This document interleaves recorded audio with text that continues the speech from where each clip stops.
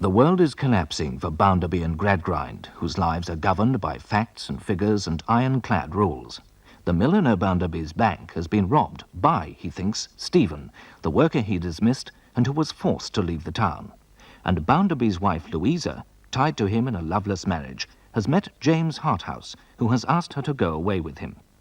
Leaving her husband's home, Louisa has returned to her father to tell him that the upbringing she has endured, forced to deny love, feeling, imagination, has brought her to this point.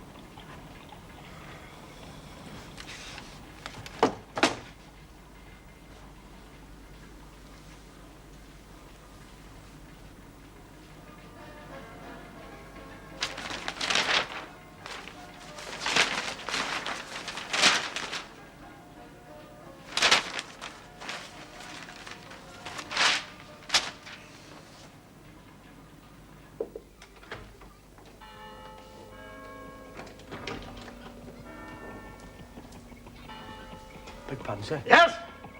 You mentioned the young lady, sir. Yes. Where's she here? Well, there's a young lady outside asking for you, sir. Outside? Where? Outside that door, sir. Well, I wasn't show her sure. in. Yes, sir. Now, leave that mess, man. Show her in. Yes, sir. Straight away, sir.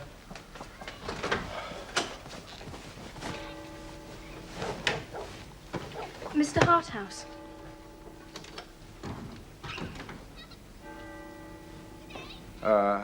Yes? Who are you? My name's Sissy Duke.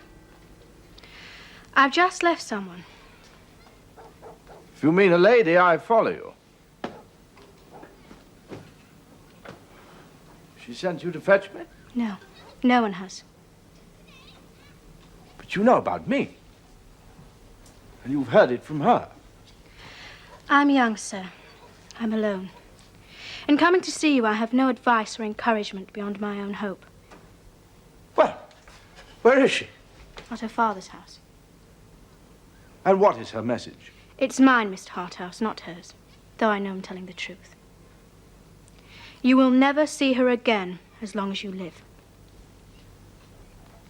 Oh? That's strong.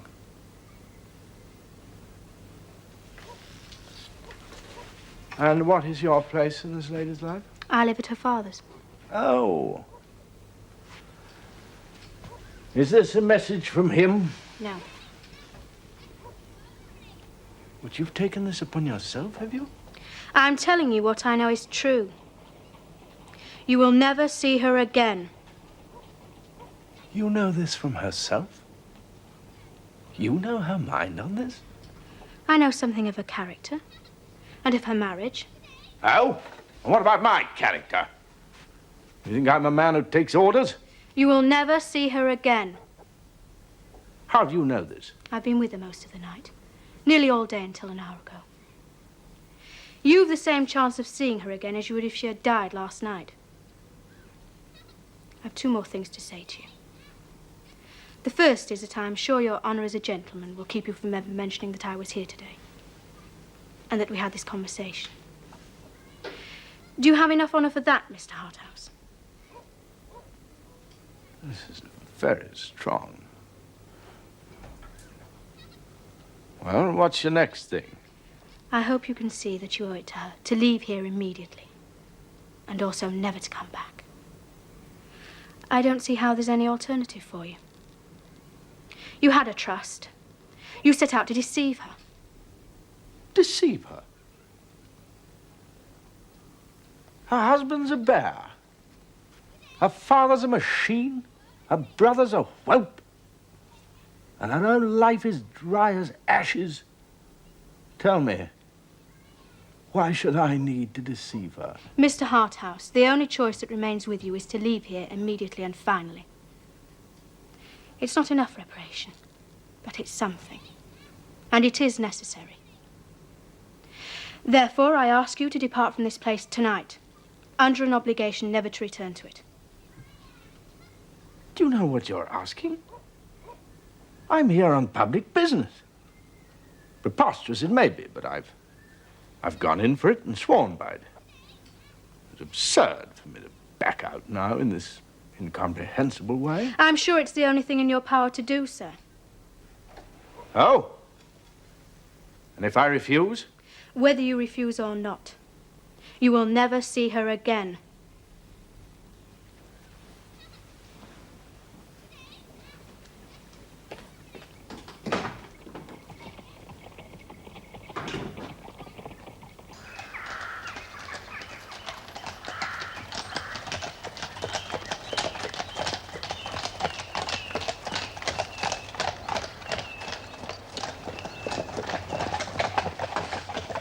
That, madam, is your English gentleman. That's your politician. That's your polite company. That's your James Harthouse, Esquire. That's your high birth and your costly schooling and your wealth without work. Sir, I fear you may endanger your health. My health, madam, is my own for Josiah Bounderby to treat as he thinks fit. I'm tricked and plundered by high and low, and then I'm told that I endanger my health. A hand steals my money, a gentleman so-called runs off with my wife. How do you make out, madam, that I am ruining my health? At your leisure, Mr. Edwards. Did I pay 100 guineas for a pair of donkeys?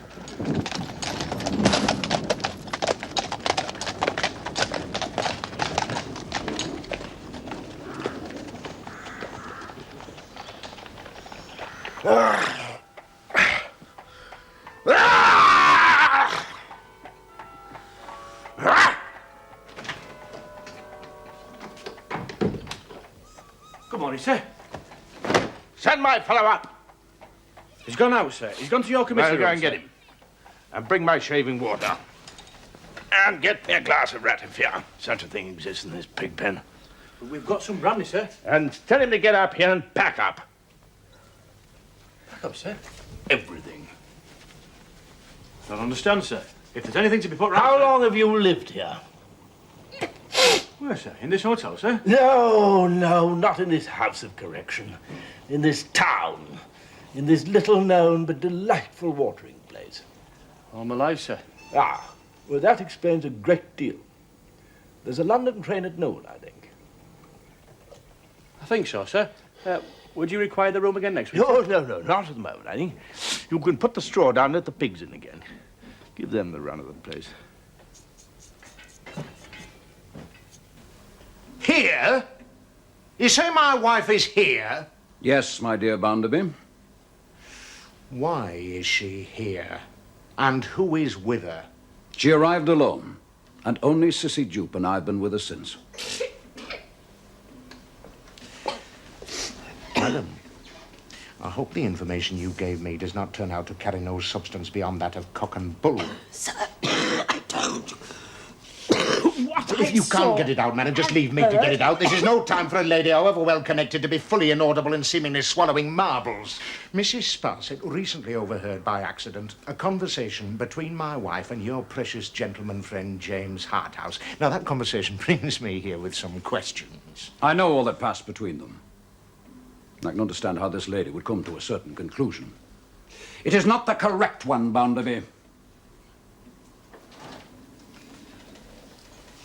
I suggest, madam, that you return to the coach to gather your thoughts and collect your wits and remain there until I join you. My hand, madam.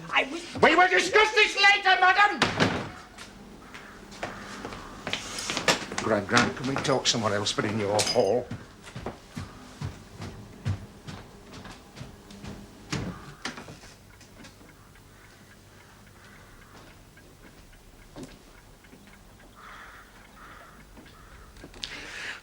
I am not in a very agreeable state, I tell you plainly.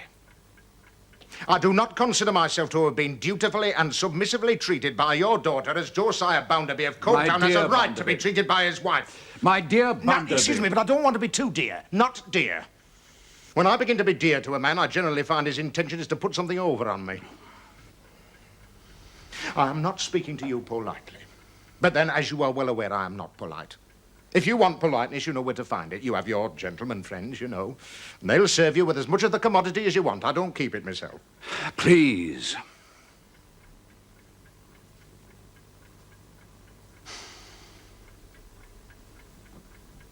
Bounderby, I see reason to doubt that we've ever quite understood Louisa. We? Who do you mean by we? Let me say then, I doubt whether I've understood her.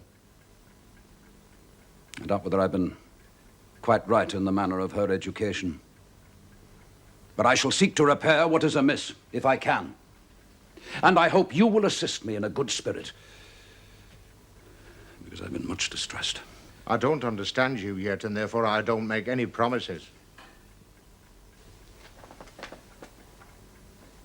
In the course of the last few hours, it appears to me that I've become better informed as to Louisa's character than in previous years. The enlightenment has been forced upon me. The discovery is not mine.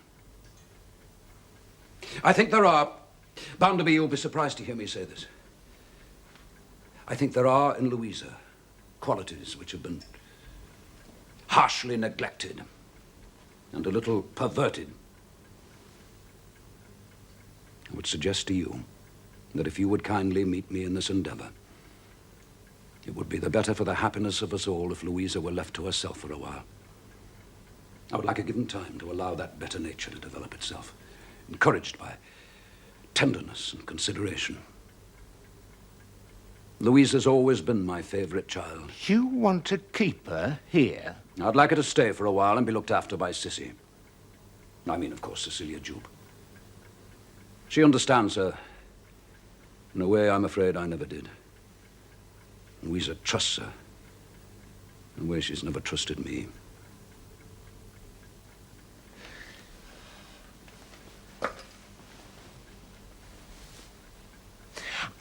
I gather from all this, Tom Gradgrind, that you are of the opinion that there exists what some people would call an incompatibility between my wife and myself. Bounderby, I fear there is at present a general incompatibility between Louisa and all she's been allowed to know of life. Look here, Gradgrind. This is Josiah Bounderby you're talking to. And it's clear to him what your daughter wants. Your daughter wants turtle soup and venison with a gold spoon, and to be set up in a coach and six. And since you're of the opinion that she ought to have what she wants, then I recommend you to provide it for her, because she won't get it from me.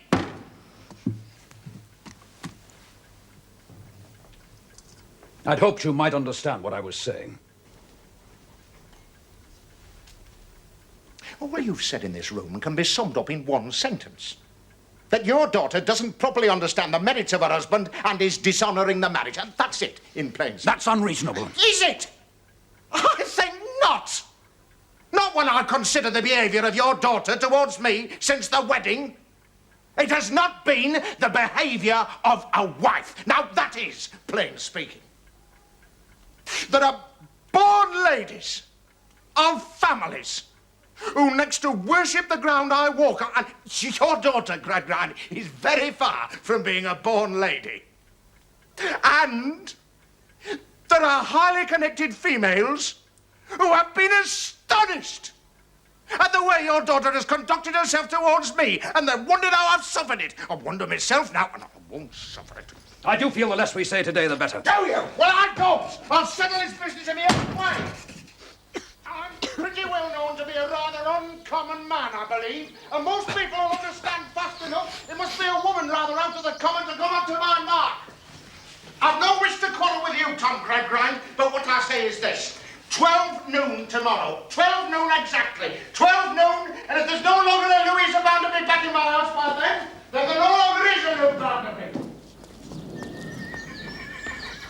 As far as I'm concerned, she can be Luke Gradgrind till her dying day. Certainly till mine. Mark 12 noon, madam. You can give the orders about her clothes and effects. And all her belongings to be brought back here and her father can take care of her for the future and have charge of her bringing up. And if there's to be no more Lou Bounderby, then you can leave the bank, madam, and resume the management of my house in town, if that suits you. You can have the keys again. I don't see why a female should be permitted to badger and bother a man in my position.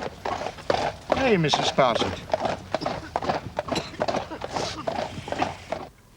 Protect the poor, for they want support, that they may have some leisure, some intellectual development in order to advance in virtue. Protect the poor, for the greatest danger to law, public peace, and stability is the belief of the poor that they are oppressed and their hatred of government. Protect the poor if you wish industry to flourish, for the poor are the most important consumers. Protect the poor if your revenue requires to be increased, for after you have carefully guarded the...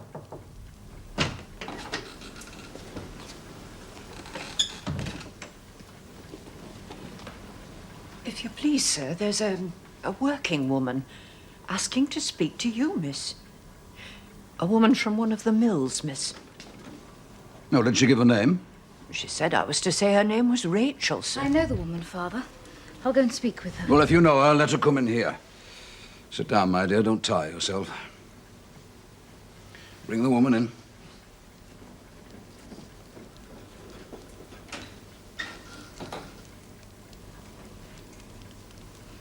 Good evening, Rachel. This is my father and my friend, Miss Duke. Good evening, Mrs. Bounderby. Good evening, sir.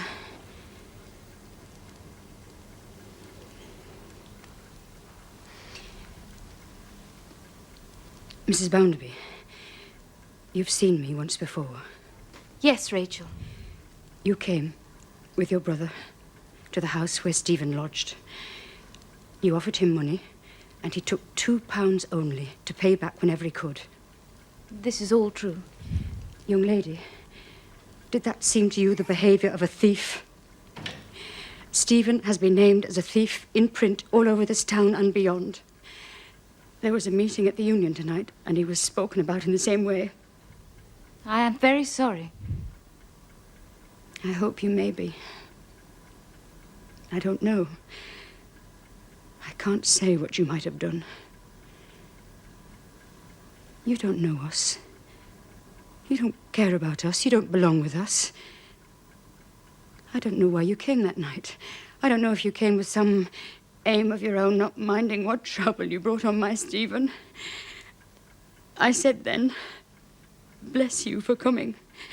And I said it from my heart because you seemed to take pitifully to him. Sit down here.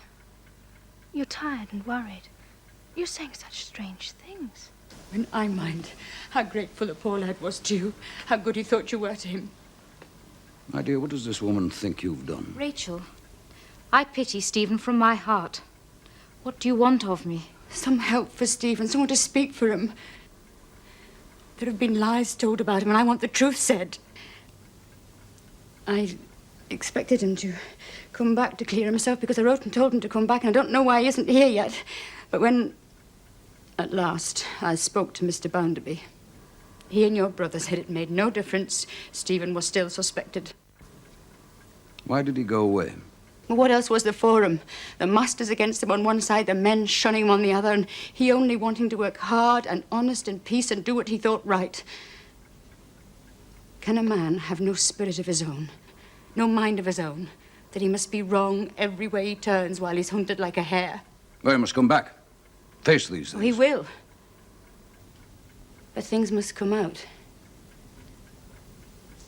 Things that have happened.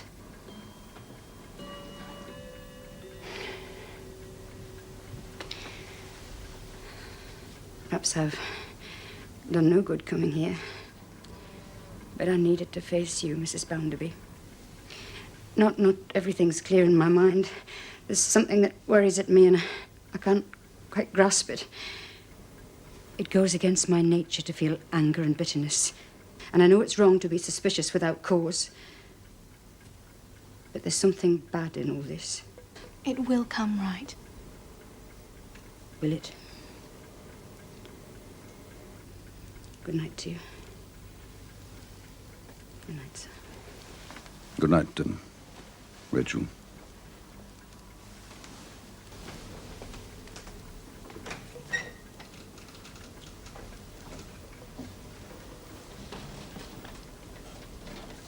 Louisa, what does she want of us?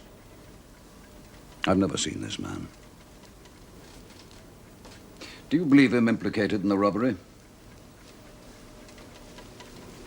Other people assumed it. I didn't question it. Why did you go and see this man? Whose idea was it? Mine. Entirely mine. Tom was reluctant. But why did you go there? To help them, Mr. Gradgrind. I would like to say that was so. Simply that and no more. I was inquisitive as well. I know so little of the work people. They appear brutish in the mass, but seen individually, they have more interest. They live so miserably, yet I found a surprising richness. Perhaps there was also shame in what I did and spite in what I intended. Mr. Bounderby, my husband's actions seemed offensive. Our conduct derives from more complexity than we imagine. Sometimes. You wanted to help them, Louisa.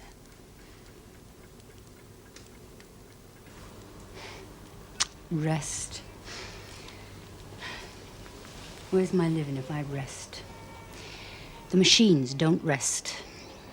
The machines don't care who's lost or found, who's grieving, who's blamed, who's tired, who's dead, even that. Oh, don't say that. You mustn't think it. When bad things happen to you one after the other, you get used to facing what's bad, and then what's worse, and then what's worse still. It's 11 days since I last wrote to Stephen, and 5 days since I gave his address to Mr. Bounderby, and Stephen already gone from that place. Everyone's calling him a thief now. They say he's run away twice to prove it. He's been kept from coming back. I know it. He's been kept by force. He could have fallen sick on the way. Had to stop and be looked after. Oh, there'd be news. Mr. Bounderby's had everywhere I looked into. You must think about yourself as well. You must eat.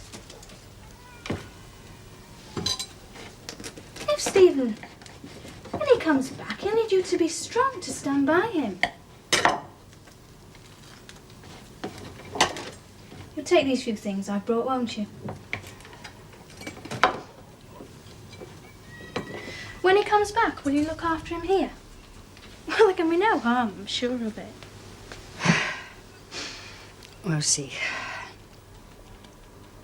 I'll do what he wants.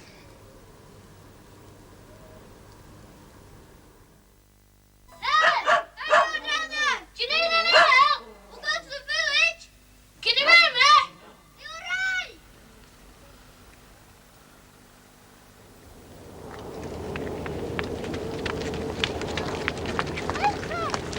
Rachel! Driver, stop! Stop!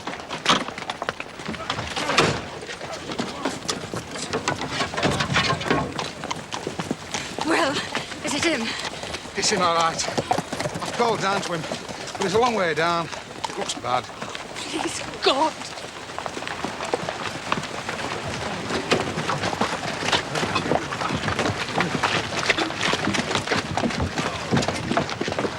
We need more rope! We need more rope! Come on, lad. Come on, hurry it up.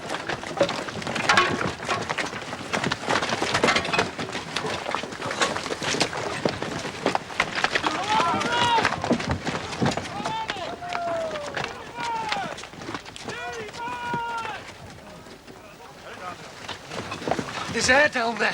He's still got air. Hello! Stephen! He's still got air! Alive!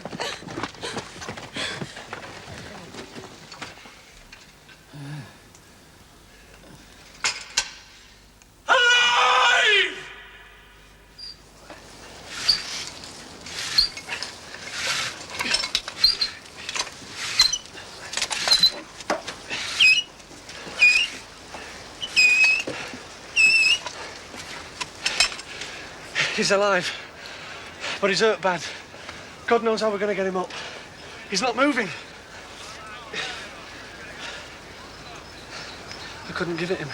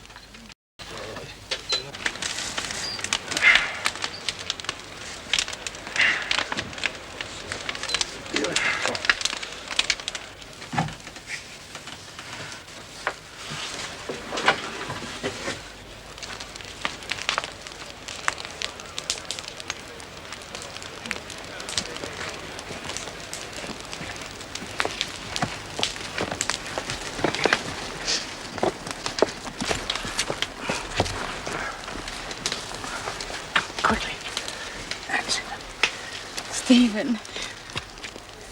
Stephen. Do you know me? Can you see me? Rachel. It's over now. Come on, miss. Get her away quickly. Rachel, we must get him away. We must. No. Come on, quickly, take him.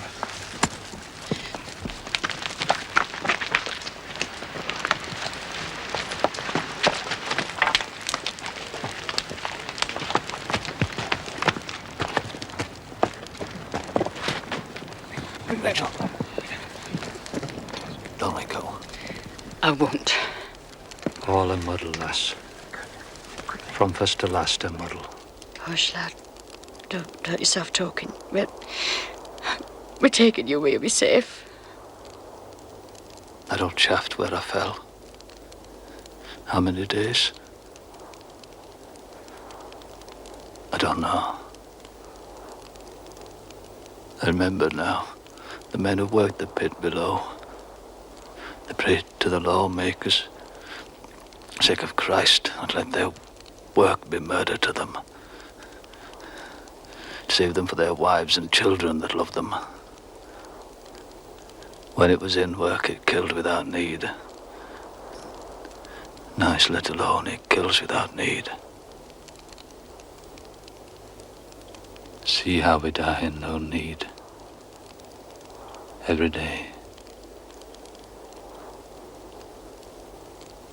Look up yonder, Rachel. Look above. That star has shined on me in my pain and in my fear. Every night as I lay. Shined into my mind. Told me that in our judgments we must bear and forbear. With it shining on me, I've seen more clear. I made it my dying prayer that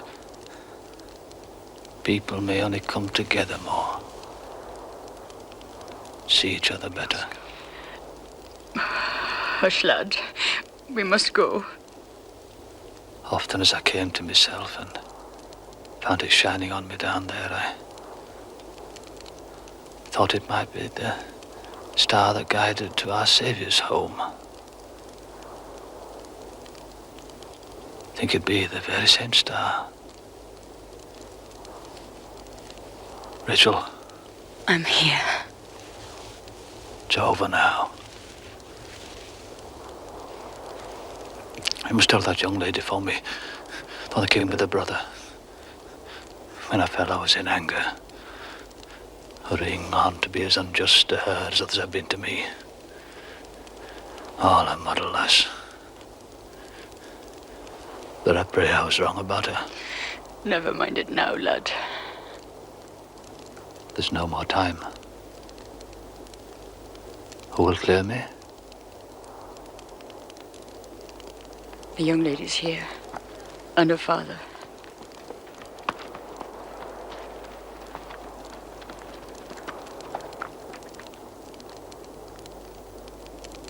Will you make my name good again, sir? Make it good with all men? Tell me how. Your son will tell you. Ask him. I make no charges. I want to leave none against me. We spoke together one night. Ask him. Then clear me. I can trust you. Yes. Yes. Rachel. Yes. Oh, my lass. Bless you. Don't let go. We'll walk together tonight, dear lass.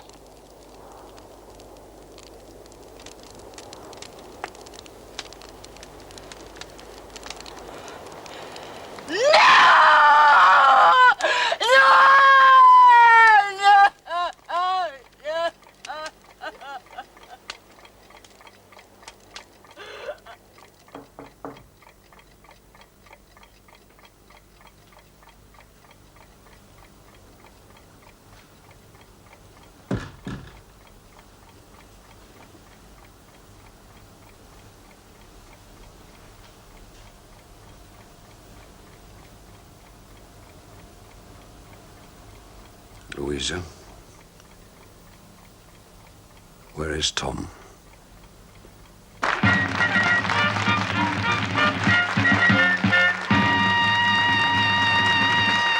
Ladies and gentlemen, we now offer for your entertainment, late of Paris and the Prussian court, the tragical comical performance of Jack the Giant Killer!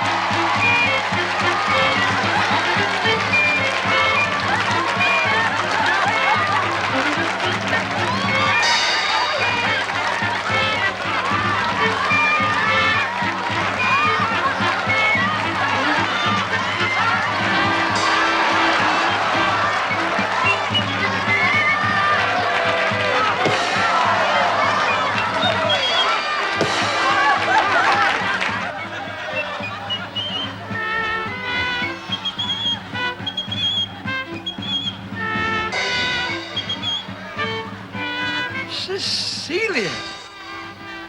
Cecilia, my dear. You're a lady. A credit to us all. Though this isn't the happiest of moments for you, Squire, you'll forgive my joy.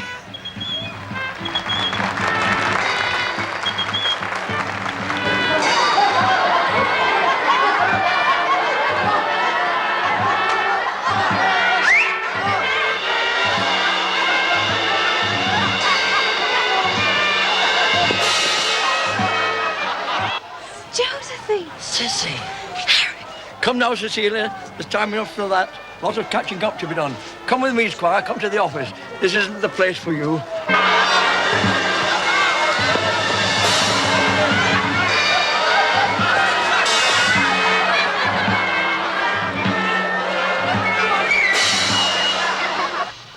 What does it be, Squire? Brandy, Squire? Thank you, no. I have to take the brandy for the voice, Squire. This is Miss Squire, eh? This is Louisa. Is my brother safe? He's safe with us. We've kept him hidden. He's the blackamoor in Jack the Giant Killer. Piece of comic infant business. Squire, I don't know what scrape or skylarking your boy has got himself into, and I don't care to know. All that I can see is that whatever it is, it has put him in dire trouble. And it has made you look as sad and as sorry a man as ever I've seen. I can say this as well, that you stood right and kindly by Cecilia. So I'll stand by you, Squire, and your son. Sissy has been as dutiful and as loving as I could wish. As a daughter might be. I'm deeply indebted to her that she should still know where you could be found. My road, like my ways, hasn't altered much. I'm long in the tooth for making changes. Might I say, Squire, that the same words could be spoken about you, and yet you look a different man from the proud one I remember when last we met.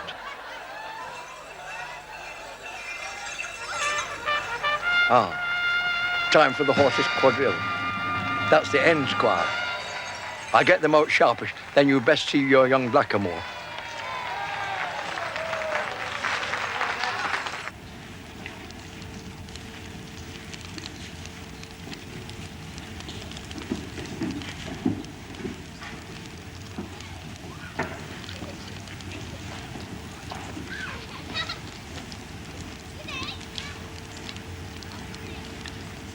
Father, I'm here.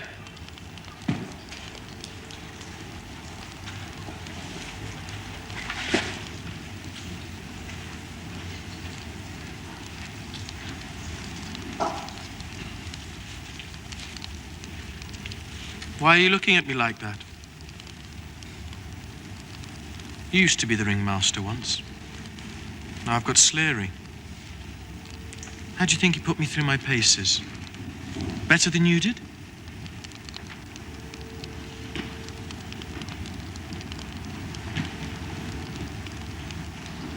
How was it done?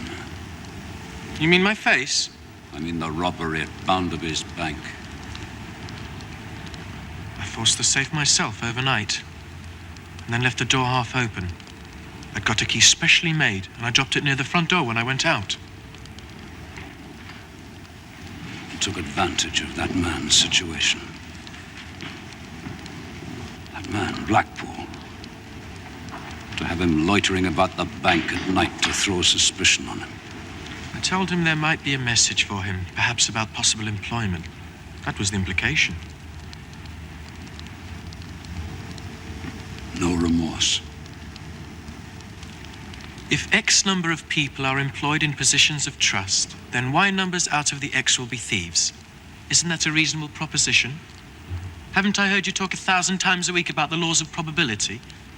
There's one. The man is dead. Tricked. Now dead. If he'd stayed away in his new work, which would have been the logical course, instead of responding to impulse. You always despised impulse. Thomas, what did you expect from me? Who taught me? Facts, Father. Who instructed me to stick to reason and never stoop to sentiments and affections? I needed money. Money was available. So were the means. Facts, Father. Thomas, please. Go and tell the people the facts of this. I will. I made a promise.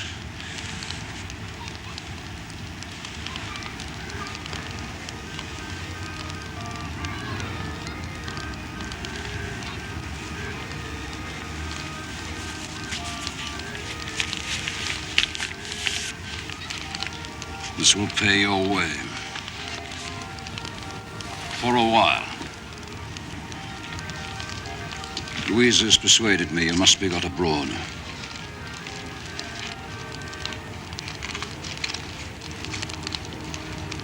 Write to me. Let me know your progress. Louisa wants to... No. She loves you, Tom. No, I won't see her. I don't want to see her ever. Are you going now?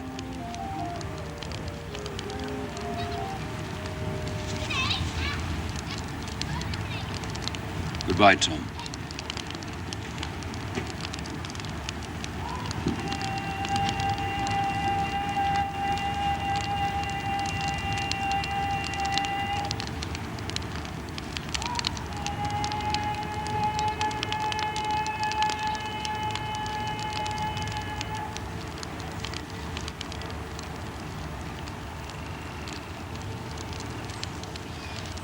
He's leaving directly. He refuses to see me, doesn't He he? hasn't the time, my dear. It's about childhood feelings. He's confused and frightened. To been able, I'd have wanted to face me one last time. I suppose we have to accept the fact we may never speak to him again. Did he confirm what we suspected? Yes. I have to blame him less because of the blame I have to put on myself.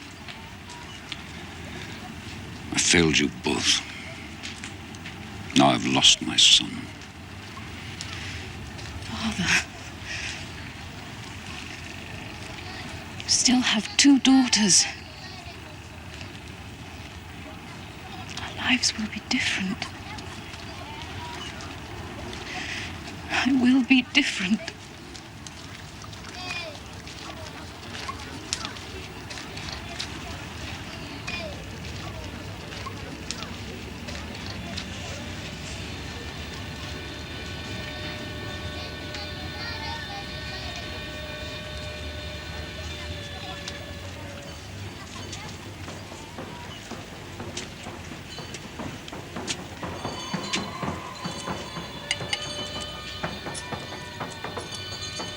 Don't offer me money, Squire. I don't want money for myself. But Childers now, who is to put your boy aboard ship in Liverpool. Now, Childers is a family man. And if you was to offer him a £5 note, I don't say it wouldn't be unacceptable. Likewise, if you was to stand a new collar for our performing dog or a set of bells for the Emperor of Japan's horse, I should be very glad to take them. plenty of water I always take. Mr. Sleary. Of course. Squire, if you'll only give us horse riding people a good word among respectable society, you'll more than balance the account. I give you my word. Thank you. Now, Squire, I'd like a parting word with you. I don't suppose you need to be told that dogs is wonderful animals. They can certainly be trained to do the most remarkable things. I'm blessed if I know what to call it, Squire. And yet I've had dogs find me in such a way as to make me think that one dog hasn't gone to another and has said, "You don't happen to know a person of the name of Sleary, do you? A stout-made man in the horse-riding way." And whether that dog mightn't have said, "Well, I can't say that I know him myself, but I may know a dog who's acquainted with another dog who could put you in his way." And whether that dog hasn't thought the matter over in his mind and has said to himself, "Sleary? Sleary? Oh, yes, of course. A friend of his mentioned him to me only the other day." I don't entirely follow you, Mr. Sleary. Well, it's like this, Squire. About a year ago, down near Chester, a dog came to our tent. He was old and had travelled a long way. And he was lame and near blind. And he went around our children as if he was looking for a child that he knew. And he couldn't find the one he was looking for. He came to me and stood on his front legs. That dog was Merrylegs. He died the next day. Sissy's father's dog. That's right. Now, I'll take my oath that dog would not have left that man unless Duke was dead. I didn't tell Sissy. So we'll never know, will we, Squire, whether her father deserted her in cruelty or whether he broke his heart alone rather than pull her down with him. She still keeps the bottle, the 9 oils, in case he comes back. Seems to tell us, doesn't it, that there is still love in the world and not just self-interest after all. Seems to tell us, too, that love has a way of calculating on its own, doesn't it? That's what I want to say to you, Squire.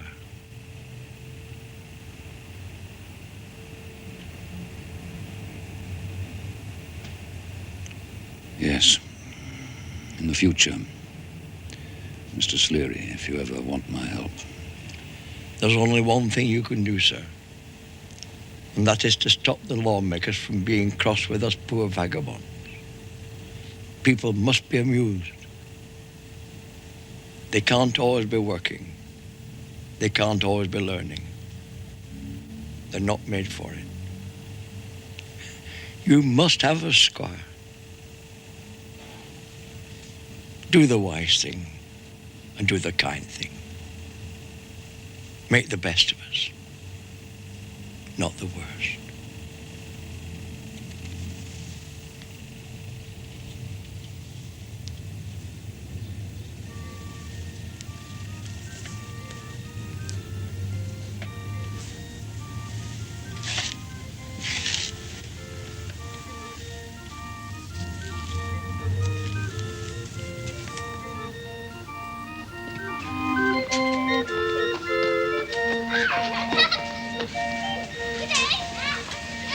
Thank you, Sissy.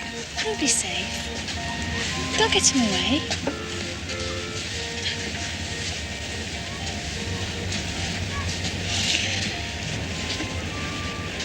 Come on. We'll go home now.